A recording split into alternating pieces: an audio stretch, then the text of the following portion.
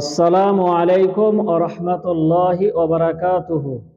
ইন্নাল হামদালিল্লাহি ওয়াহদা ওয়াসসালাতু ওয়াসসালামু আলা মান লা নাবিয়্যা আম্মা বা'দ।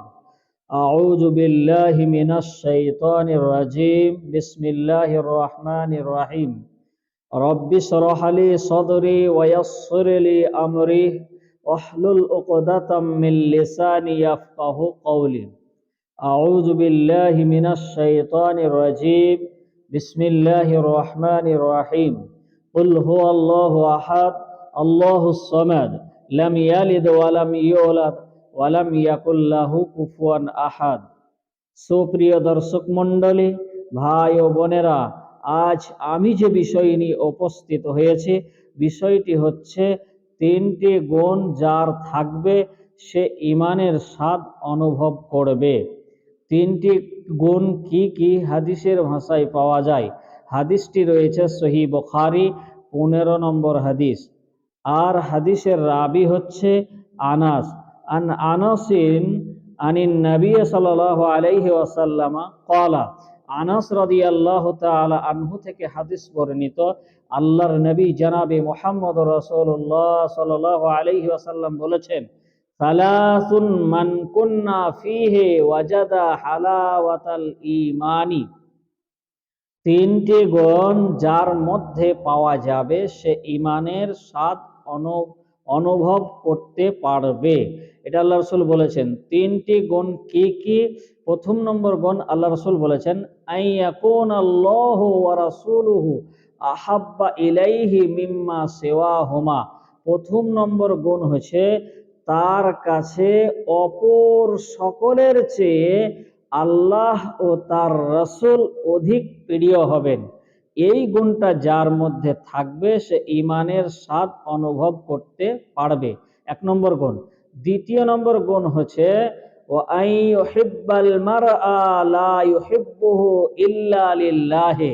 দ্বিতীয় নম্বর গুণ হচ্ছে সে কাউকে ভালোবাসলে কেবলমাত্র আল্লাহ সুবহানাহু তাআলার জন্যই ভালোবাসে, তাহলে সে ঈমানের দ্বিতীয় গুণ অনুভব করতে পারবে। তৃতীয় নম্বর গুণ হচ্ছে ওয়া আইয়াকরাহা আইয়াউদা ফিল কুফরি কামা ইয়াকরাহু আইয়ুকযাফা ফিন্নার।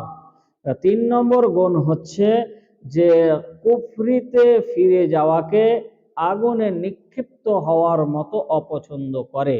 তার মানে আগুনে নিক্ষিপ্ত হওয়াকে অপ্রিয় জানে এবং কুফরিতে নিক্ষিপ্ত হওয়াকে অপ্রিয় জানে।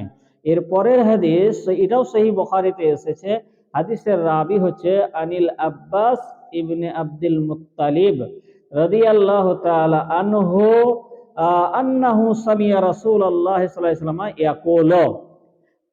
আব্বাস ইবনে আব্দুল মুত্তালিব রাদিয়াল্লাহু তাআলা আনহু থেকে হাদিস বর্ণিত, নিশ্চয় আল্লাহ রাসূল সাল্লাল্লাহু আলাইহি ওয়াসাল্লাম বলেছেন, যাকা তুআমাল ঈমানি মান রাজিয়া বিল্লাহি রাব্বা ওয়া বিল ইসলামি দীনা ওয়া বিমুহাম্মাদিন রাসূলান। তার মানে আল্লাহ রাসূল সাল্লাল্লাহু আলাইহি ওয়াসাল্লাম বলেছেন, যে ব্যক্তি পূর্ণ আন্তরিকতার সাথে আল্লাহকে রব, ইসলামকে দ্বীন এবং মুহাম্মদ সাল্লাল্লাহু আলাইহি সাল্লামকে রাসূল হিসাবে কবুল করেছে, সেই প্রকৃত ঈমানের স্বাদ লাভ করেছে।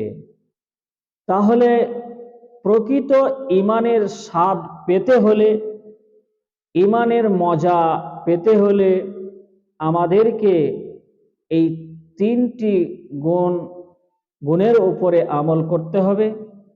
আল্লাহর কাছে যেন পরিশেষে দোয়া করে, আল্লাহ তুমি আমাদের সকলকেই এই তিনটি গুণের প্রতি আমল করার তৌফিক দাও, আমিন।